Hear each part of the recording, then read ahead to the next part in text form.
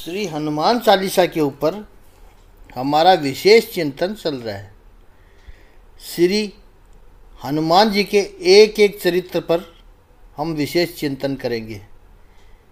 Base रहेगा श्री हनुमान चालीसा का और विशेष ग्रंथों का आधार लेके हम चिंतन करेंगे। रामदूत में मात जानकी, बुद्धि के ऊपर बात चल रही थी कल हमारी। बुद्धि की महिमा तो हम सदियों से करते रहे हैं। IQ, इंटेलिजेंस कोशिएंट बुद्धि का अंक है। बहुत बुद्धि हो तो व्यक्ति शुष्क बन जाता है, संवेदनहीन बन जाता है व्यक्ति। उसमें ईगो बहुत आ जाता है, उसका ईगो बुस्ट हो जाता है। मेरे पास इतनी बुद्धि है, मैं जो कहूँ वो ही सही है। तो बुद्धि बड़ी डेंजरस है। IQ अच्छा है तो बहुत अच्छी बात है, लेकिन इसके साथ आधुनिक मनोविज्ञान दूसरी बात करते हैं, EQ, इमोशनल कोशिएंट। कुछ वर्षों में उन्होंने कहना शुरू किया है कि EQ होना चाहिए, IQ नॉट सफिशिएंट। उसमें संवेदना भी होनी चाहिए IQ के साथ। और 2500 वर्ष पहले ग्रीक परंपरा में प्लेटो ने भी यही बात कही थी कि all learning has a emotional base. पूरी जो शिक्षा प्रणाली है उसके बेस में इमोशन होने चाहिए। IQ की एक महत्ता है, लेकिन IQ से विशिष्ट है EQ। यह व्यक्ति भावनात्मक रूप से कैसा है, प्रामाणिकता है इसके अंदर, वफादारी है इसके अंदर या नहीं है। कभी कभी बहुत स्मार्ट लोग अपने आप को काटते हैं। खुद को बहुत होशियार समझने वाले वो खुद सोचते हैं कि मैं कुछ भी करूँगा, किसी को कुछ पता ही नहीं चलेगा, सब पता चलता है। इमोशनल कोशिएंट नहीं होता है, उनमें प्रामाणिकता नहीं होती है। और जिनमें प्रामाणिकता नहीं होती है, इमोशनल कॉन्शिएंट नहीं होता है, वो विकास ही नहीं कर सकते। संवेदना होनी बहुत ज़रूरी है। उसके साथ एक तीसरी बात भी आई है, स्पिरिचुअल कॉन्शिएंट, आध्यात्मिक शक्ति। श्री हनुमान जी में ये तीनों है, IQ, EQ और SQ। तीनों में अग्रणी है और इसीलिए इनके सारे कार्य हमेशा सफल होते हैं।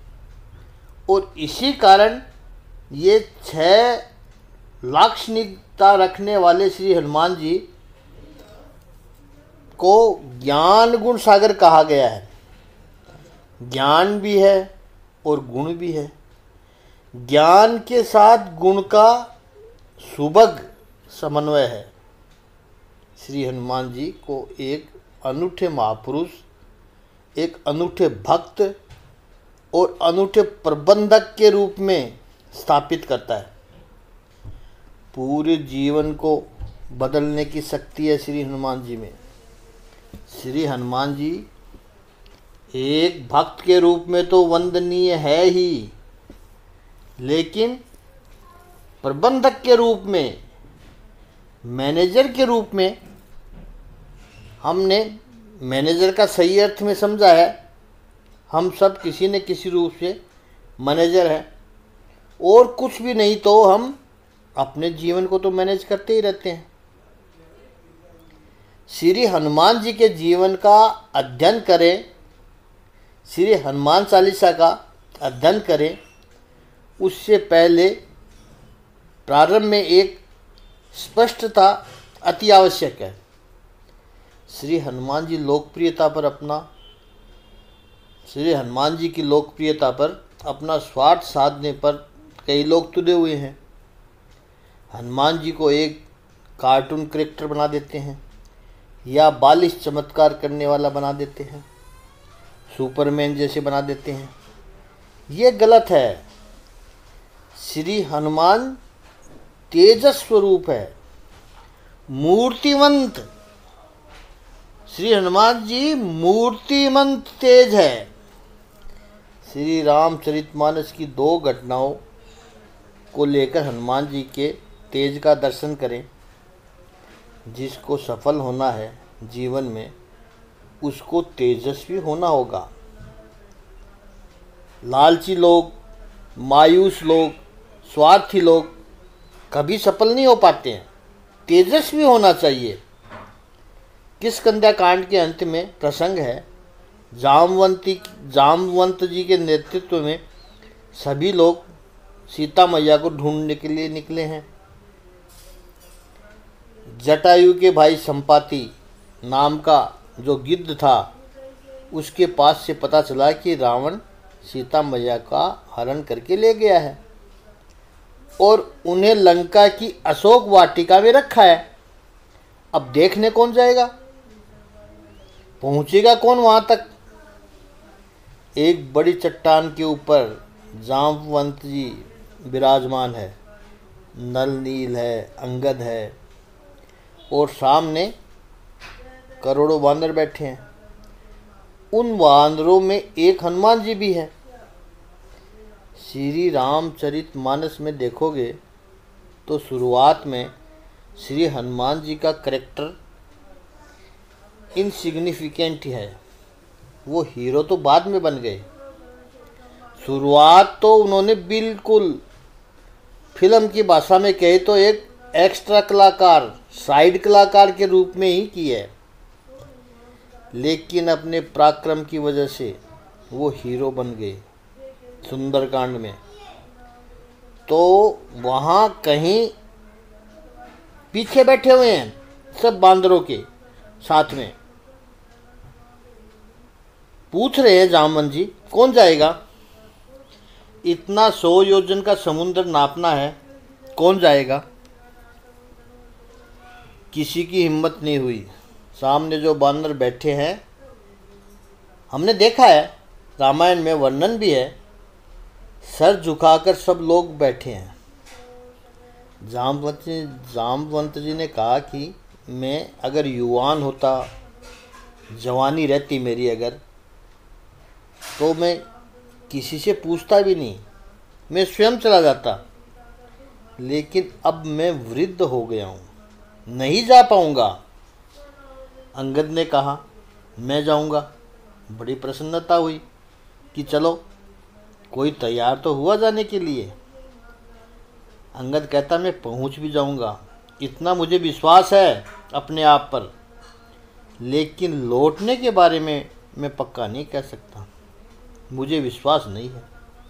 जामवंत जी ने कहा बैठ जा, तू वहाँ जाए लेकिन लौटे नहीं तो अभी तो केवल सीता जी को ढूंढने जाना है, फिर दूसरा व्यक्ति और खोजना पड़ेगा जो तुझे ढूंढने जाएगा। कोई तैयार नहीं हुआ तो जामवंत जी की नज़र बिल्कुल अंत में बैठे हुए श्री हनुमान जी पर पड़ी है। गोस्वामी तुलसीदास जी चौपाइयाँ लिखते हैं, किष्किंधा के अंत की चौपाई है, कहें ही रीछ पत्ती सुनो हनुमाना, का चुप साध रहे हो बलवाना। जामवंत जी कहते हैं हनुमान जी क्यों चुप बैठे हो तुम? कोई रिएक्शन नहीं। हनुमान जी वैसे ही नीचे सर करके बैठे हैं, बैठे रहे।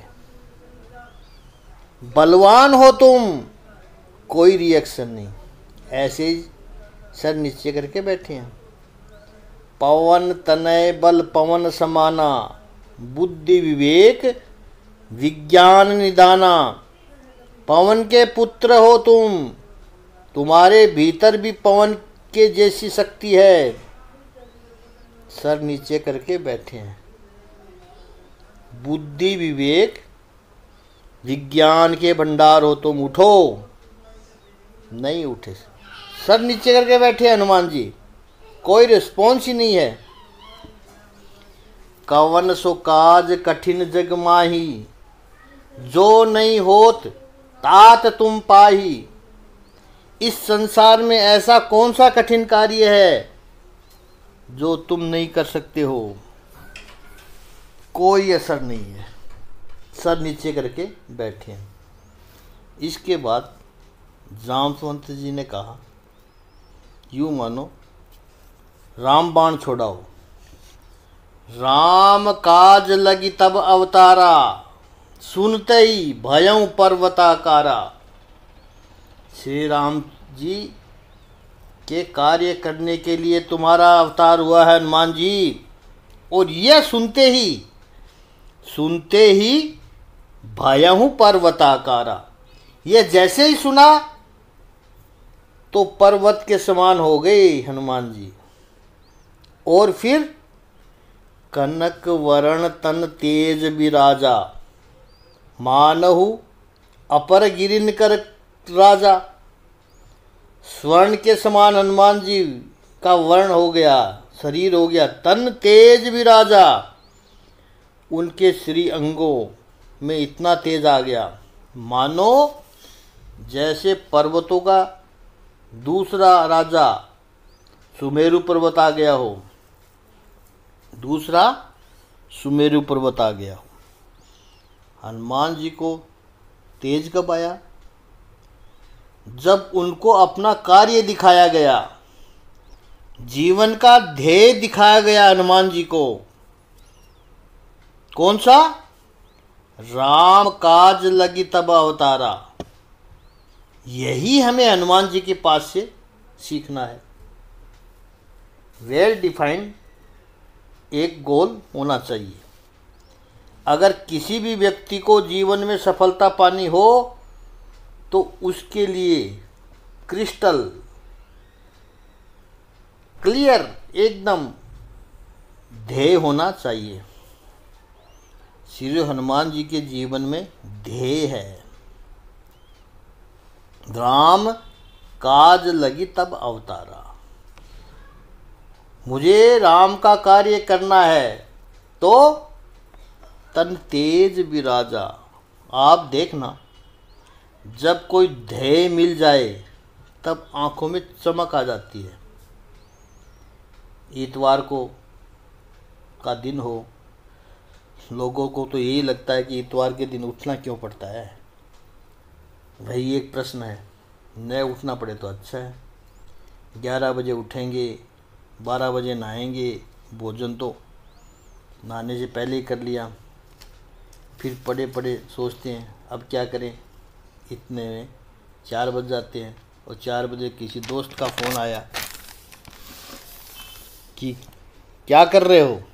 वो कहेगा कुछ नहीं, रिलैक्सिंग, बस संडे है ना, आ जाओ सब मिलकर।